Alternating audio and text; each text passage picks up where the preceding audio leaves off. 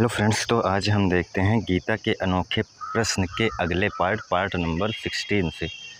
तो यहाँ पर हम जो अध्याय 8 देख रहे थे उसका जो है आगे का श्लोक देखेंगे, श्लोक नंबर 16 से। लेकिन यहाँ पर जो है पहले कुछ शब्दों को समझ लेते हैं, नहीं तो कन्फ्यूजन बना रहेगा। जैसे जो आगे के कुछ शब्द हैं, यहाँ ब्रह्मलोक, पितृलोक, देवलोक, ऐसे जैसे कुछ शब्द आएंगे। तो यहाँ पर सबसे पहले समझना है कि मैंने बार बार कहा है कि गीता का मतलब कोई ब्रह्मलोक, कोई देवलोक, पितृलोक, ये सब समझाना नहीं है कि क्या है ये सभी चीज़ें। बस वो सब एक सांकेतिक दिया गया शब्द है, और वो कब का दिया गया शब्द है ये आप लोग जानते हैं कि गीता आज की कही हुई नहीं है। तो आज उसका मतलब तुम देवलोक, पितृलोक, तुम कुछ भी बना लो पुराणों के हिसाब से, ब्रह्मलोक, और उसके हिसाब से गीता का अर्थ करोगे तो गलत तो होगा ही अर्थ। और पहली बात तो गीता का मेन लक्ष्य क्या है, इसको हमने बताया कि तुम्हारी मैं भावना को हटाना। जो तुम सोचते हो कि मैं करता हूँ, जिसकी वजह से दुख होता है, अटैचमेंट जो होती है, उसी को हटाना ही गीता का परम लक्ष्य है। बाकी तो आप कुछ भी कहो, वो सब तो बस इसी के अनुसार ही तुम्हें समझना है कि जो तुम्हारी मैं भावना है, जो अहंकार है तुम्हारा, उसको देखना कि वो अहंकार है क्या। वो अहंकार तुम्हारा पर्सनल नहीं है, वो सब प्रकृति की कंटिन्यूटी है। यही है गीता का लक्ष्य। और तुमको आत्मस्थ भाव में स्थित करना। आत्मस्थ मतलब तुमको अवेयरनेस की ओर ले जाना। आत्मा मतलब वही परम चेतना, वही कृष्ण। तो वही बात है यहाँ पर कि तुम्हारी उस मैं भावना को हटाना ही गीता का लक्ष्य है। तो उसी अनुसार जो है इन सब का अर्थ समझना है कि एक जो है हमारा अहंकार है, और मुझे जो है उस अवायर की ओर जाना है, इस अहंकार को देखना है कि ये है क्या। यही होता है आत्मज्ञान, मतलब तुम्हारे सेल्फ का ज्ञान। सेल्फ मतलब तुम्हारे उसी अहंकार का ज्ञान कि वो है क्या, आया कहाँ से। तो तुम्हें पता चलेगा, उसको देखोगे तो तुम्हें पता चलेगा वो अहंकार तो इसी प्रकृति का हिस्सा है, मेरा तो अपना कुछ है ही नहीं। तो यहाँ दुख किसको है, सब प्रकृति की कंटिन्यूटी चल रही, बस इसी को देखना ही गीता का लक्ष्य है। आपने देखा होगा अर्जुन युद्ध क्यों नहीं कर रहा था, क्योंकि उसको मोह ने जकड़ लिया था। लोभ, मोह, इन्हीं सब चीज़ें। तो वही भगवान कृष्ण समझाते हैं कि इस समय तुझे यह मोह कहाँ से प्राप्त हुआ, तो पहले उसको देख, ये मोह आया कहाँ से।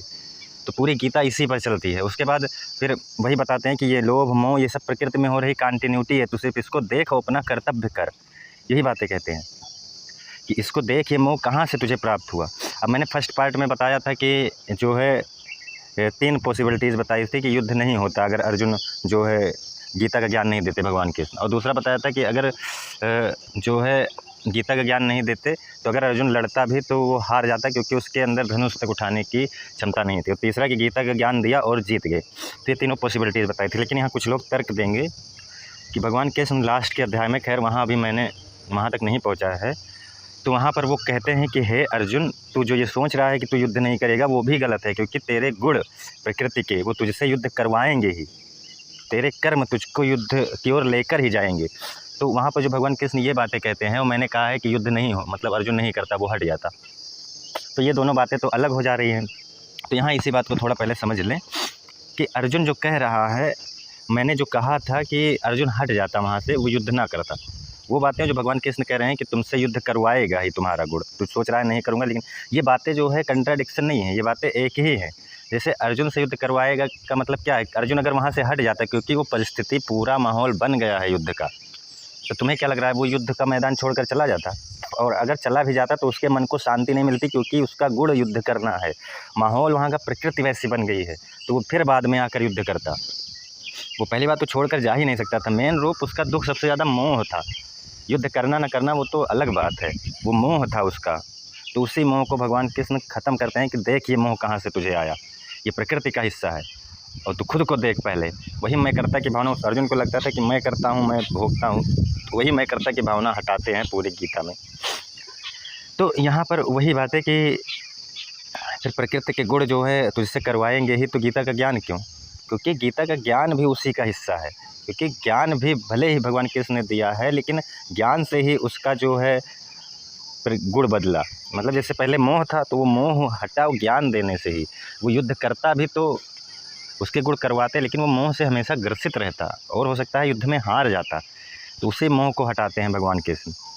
ये बातें यहाँ समझनी है। नहीं तो कुछ लोग यही तर्क देंगे कि आपने कहा था कि युद्ध नहीं होता, वहाँ भगवान कृष्ण कह रहे हैं तेरे गुण करवाएंगे ही। गुण का मतलब क्या है, गुण का मतलब यही है कि वो जिस लेवल पर, मतलब जिस माहौल में ढला हुआ है, तो वो भले ही वो ना करता कहता, लेकिन भगवान कृष्ण जान रहे हैं वो क्षत्रिय है, उसका धर्म है युद्ध करना। तो उसको युद्ध भले ही वो हट जाए युद्ध से, लेकिन उसको करना पड़ेगा, उसके गुण उसको खींच लाएंगे, क्योंकि वहाँ युद्ध हो रहा है, ये कैसे छोड़ के जा सकता है। भले ही उस समय उसको मोह आ गया, उस समय वो मना कर रहा है, लेकिन बाद के लिए सोचो, वो फिर आता युद्ध करने, भले मोह से ग्रसित रहता, युद्ध हार जाता, लेकिन करता ज़रूर। इसीलिए कहते हैं कि तू जो ये कह रहा है कि युद्ध नहीं करूँगा, ये भी असत्य है, तेरे गुण तुझसे करवाएंगे। तो वही बात है यहाँ पर ज्ञान देने के बाद पूरी गीता के लास्ट अध्याय में ये बातें कहते हैं भगवान के। उसके बाद फिर कहते हैं अब तेरे ऊपर है, तू, मैंने ज्ञान दे दिया तुझे, अब तू अवायर हो, देख और अपना कर्तव्य कर। इस प्रकृति को, इस शरीर को, इस अहंकार को अपना कर्तव्य करने दे, तू अवायरनेस हो पहले। तो वही बात है यहाँ पर। अब हम आते हैं अपने श्लोक पर। यहाँ पर जो ब्रह्मलोक है, मैंने पिछली वीडियो में बताया था कि ये जो है ब्रह्मलोक मतलब प्रकृति समझो, ब्रह्मलोक मतलब तुम ये ब्रह्मांड समझो। ये ब्रह्मांड जो है, जो बना है, जो एक ब्रह्मांड के रचयिता के रूप में ये ब्रह्मा शब्द दे दिया जाता है, तो वो पूरा ब्रह्मांड ही समझो।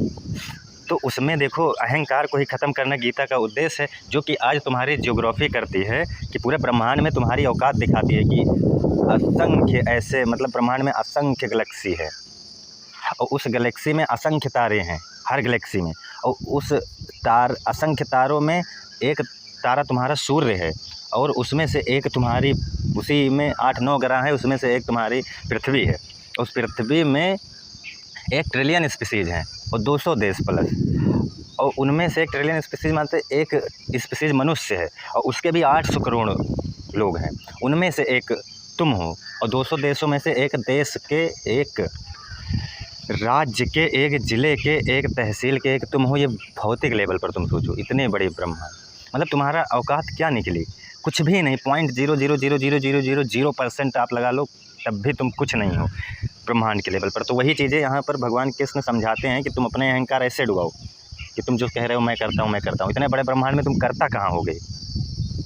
इतना बड़ा ब्रह्मांड है, सब कुछ यहाँ खुद ही होता है, तुम क्यों ये सब कर रहे हो? वही समझाते हैं कि 16 नंबर श्लोक क्या कहता है कि हे अर्जुन, ब्रह्मलोक पर्यंत सब लोग पुनरावृत्ति है, परंतु हे कुंती पुत्र, मुझको प्राप्त होकर पुनर्जन्म नहीं होता, क्योंकि मैं कालातीत हूँ और ये सब ब्रह्मादि के लोग काल द्वारा सीमित होने से अनित्य हैं। यहाँ क्या समझाते हैं कि ये जो प्रकृति है, यहाँ पर आप कुछ भी चाहोगे, लोभ मोह ईर्ष्या, ये ब्रह्मलोक मतलब ये ब्रह्मांड ही समझो, या फिर यही प्रकृति ही समझो, कि यहाँ पर आपके अंदर जो प्रकृति के द्वारा लोभ मोह ईर्ष्या, ये सभी चीज़ें हैं, ये सब पुनरावृत्ति होती रहेगी, इसका मतलब कभी अंत नहीं होगा।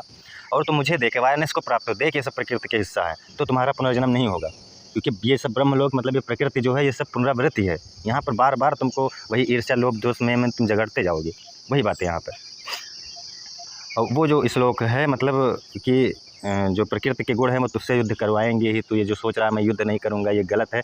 ये खैर जब 18 नंबर अध्याय में आएंगे तो वो, और इसको लेकर जो मैंने फर्स्ट में कहा था कि युद्ध नहीं करता है, इसको अच्छे से समझेंगे कि दोनों कंट्राडिक्शन है कि क्या है। खैर अभी उसको छोड़ो।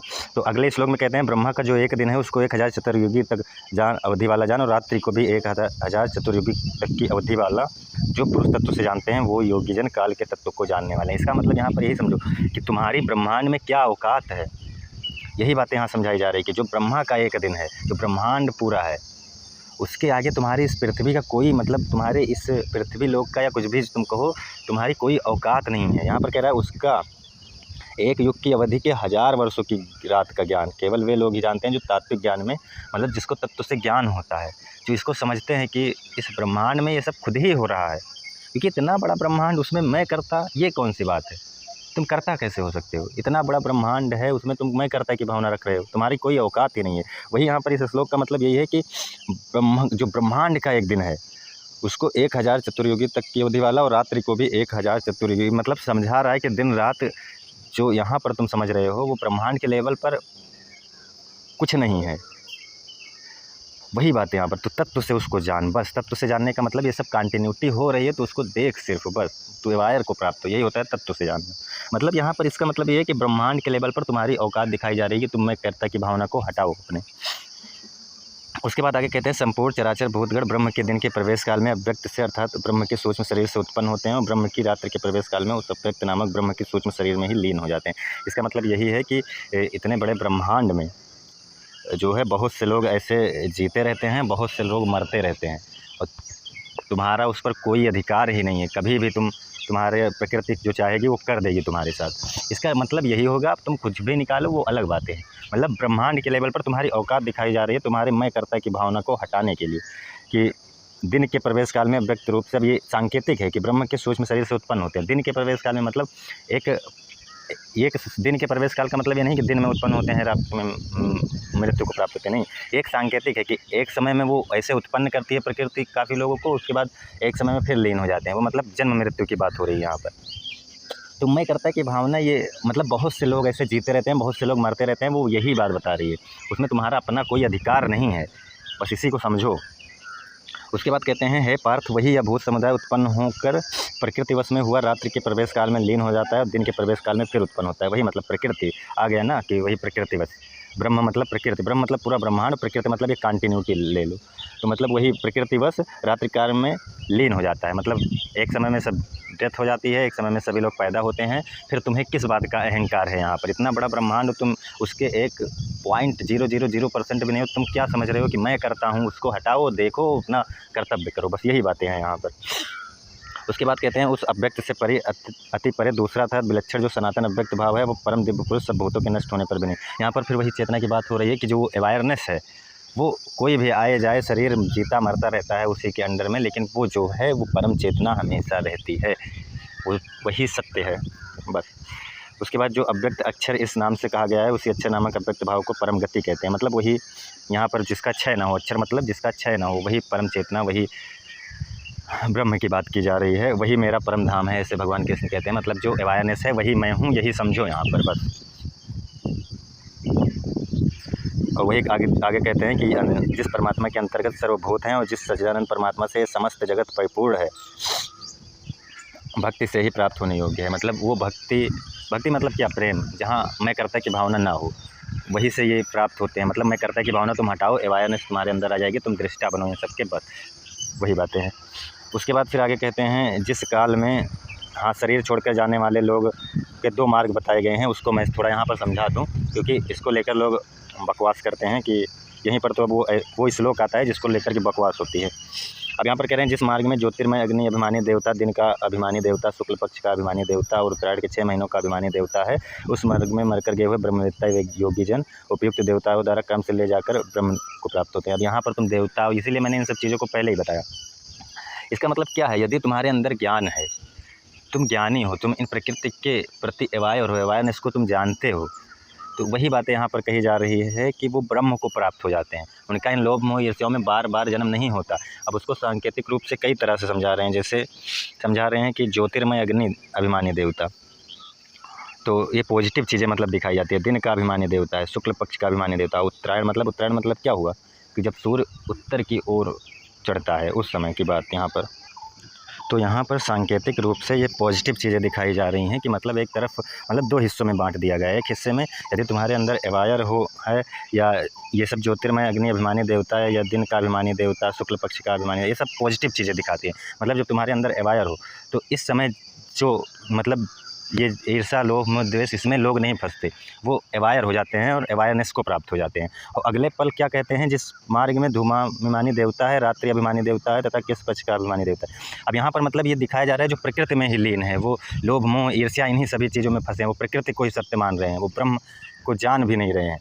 अब ये कई चीज़ें दिखाई गई है। दक्षिणायन के 6 महीनों का अभिमानी देवता, इसका मतलब ये सब मत समझना कि कोई उत्तरायण दक्षिणायन, अब उसका अलग मतलब होता है पुराणों में, लेकिन पुराणों के हिसाब से नहीं जाना है। यहाँ मतलब तुम्हें समझना है कि अगर तुम प्रकृति में ही उलझे हुए हो, प्रकृति के लोभ मोह ईर्ष्याओं में, इन्हीं सब में जकड़े हुए हो, तब तुम उसी में बार बार पुनर्जन्म को प्राप्त होते रहोगे। मतलब तुम बार बार लोभ मोह ईर्ष्याओं में फंसते रहोगे। और वही कह रहे हैं कि देवताओं द्वारा क्रम से लिया जाकर चंद्रमा की ज्योत को प्राप्त होकर स्वर्ग में अपने शुभ कर्मों का फल, मतलब वही देवता, मतलब क्या हुआ कि तुम्हारा ही मन जो है उसी जो कार्य कर रहा है उसी को भोग कर, वही ईर्ष्या लोभ मोह द्वेष जो भी कार्य कर रहा है उसी को भोग कर फिर वहीं पर प्राप्त होता है, अपने शुभ कर्मों का फल भोग कर फिर उसी में आ जाता है। जो उसमें रहते हैं वो जो है इन सभी चीज़ों से दूर हो जाते हैं, वो प्रकृति के प्रति अवेयर हो जाते हैं, उनके अंदर से ये लोभ मोह ईर्ष्या इच्छाएँ ये सभी चीज़ें खत्म हो जाती हैं। बस यही है इसका मतलब।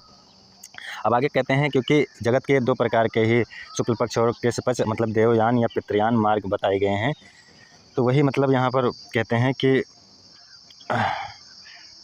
सकाम, फिर देखो यहाँ पर कहते हैं फिर वापस आता है, अर्थात जन्म मृत्यु को प्राप्त होता है। यहाँ पर क्या कह रहे हैं कि एक द्वारा गया हुआ जिससे वापस नहीं लौटता, जो कि शुक्ल पक्ष है, परम गति को प्राप्त हो जाता है। मतलब क्या हुआ, जो मतलब अवेयर होता है इन सबके प्रति, प्रकृति की घटनाओं के प्रति, वो इनमें लोभ मोह ईर्ष्याओं में नहीं फंसता।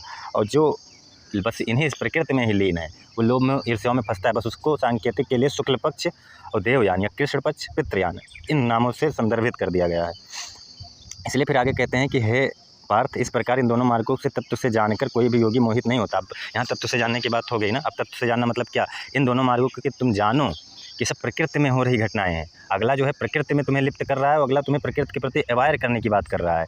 अब उसको सांकेतिक रूप से पितृयान, देवयान और 6 महीनों का अभिमान्य देवता, शुक्ल पक्ष, कृष्ण पक्ष, ये सब बस एक दिखाने के लिए अलग अलग तरीके हैं। ये नहीं कि कोई शुक्ल पक्ष में मरता है तो ये है वो है, यही चीज़ें लोग गलत कर दिए हैं ना व्याख्या। ये बस एक सांकेतिक है, और तुमने पुराणों में आते आते इन सबका अलग ही मतलब निकाल लिया है। तो वही बातें कहते हैं, जो तत्व से जानकर कोई भी योगी पुरुष मोहित नहीं होता। इस कारण हे अर्जुन, तू सब काल में संबुद्धि रूप योग से युक्त हो, अर्थात निरंतर मेरी प्राप्ति के लिए साधन करने वाला। मतलब कह रहे हैं हर वक्त तू सिर्फ मतलब अवेयरनेस के प्रति हो, प्रकृति के घटनाओं को देख और मुझको ही प्राप्त होगा, इससे तुम मुझे ही प्राप्त करने योग्य हो।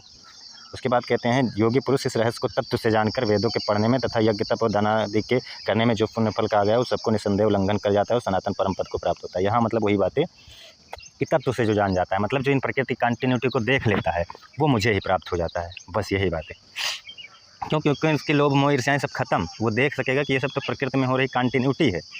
बस यही बातें। वीडियो खैर काफ़ी बड़ा हो जा रहा है, लेकिन यहाँ पर एक बातें और समझ लेनी है कि ये जो अग्नि अभिमानी देवता है, दिन का अभिमानी देवता है, शुक्ल पक्ष का अभिमानी देवता है, उत्तरायण के 6 महीनों का अभिमानी देवता है, इसका मतलब तुम कुछ ऐसा मत समझना कि इन सब का देवता मतलब क्या, तुम्हारा मन ही, तुम्हारे मन का ही कोई पॉजिटिव साइन मतलब देवता मतलब होता है, तुम्हारे मन के द्वारा बनाया गया ही कोई पॉजिटिव दृश्य। अब इन सब का अभिमानी देवता है ज्योतिर्मय अग्नि अभिमानी देवता, दिन का अभिमानी देवता, मतलब ये सब पॉजिटिव चीज़ों की ओर ले जा रहे हैं। मतलब जैसे जो तुम्हें अवेयरनेस की ओर ले जाए, ये शुक्ल पक्ष ये सब पॉजिटिव चीज़ों की ओर ले जाने के लिए हैं। इसका मतलब ये सब पॉजिटिवनेस को संकेत करते हैं। और जो अगले में कहा जाता है धूमाभिमानी देवता, रात्रि, ये सब निगेटिवनेस को मतलब लोभ मोह ईर्ष्या को दर्शाने के लिए है। और दक्षिणायन के 6 महीने, अब दक्षिणायन और उत्तरायण जो है वो पॉजिटिवनेस दिखाता है, और दक्षिणायन जो है वो निगेटिवनेस लोभ मोह ईर्ष्या को दिखाता है। अब 6 महीनों का अभिमानी देवता यहाँ पर जो कहा जा रहा है, वो ईयर को 2 पार्ट में बांट दिया गया है। मतलब एक सांकेतिक समझो, एक तरफ पॉजिटिव दिखाया जा रहा है, एक तरफ निगेटिव दिखाया जा रहा है। वही हर तरह से मतलब समझाया जाता है।